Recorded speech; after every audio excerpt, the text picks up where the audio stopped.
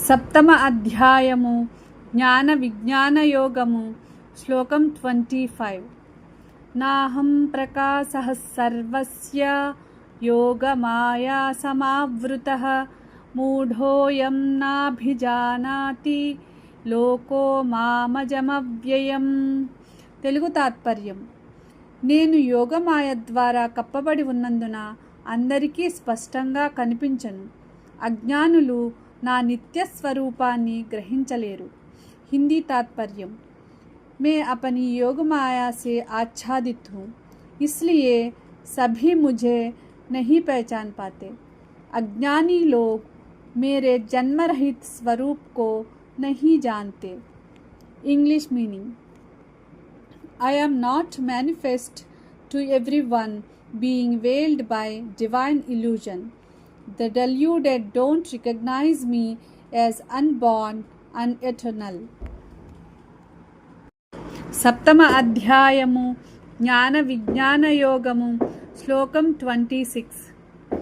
వేదాహం సమతీతాని వర్తమానాని చార్జున భవిష్యాని చ భూతాని మాం తు వేద న కశ్చన. తెలుగు తాత్పర్యం: ఓ అర్జున, నేను గతం, వర్తమానం, భవిష్యత్తులోని సమస్త భూతాలను తెలుసుకుంటాను, కానీ ఎవ్వరూ నన్ను పూర్తిగా తెలుసుకోలేరు.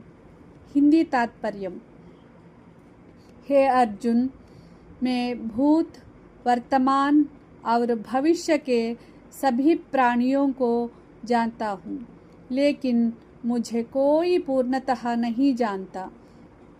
इंग्लिश मीनिंग: वो arjuna, I know all beings, past, present and future, but no one truly knows me. సప్తమ అధ్యాయము జ్ఞాన విజ్ఞాన యోగము శ్లోకం 27.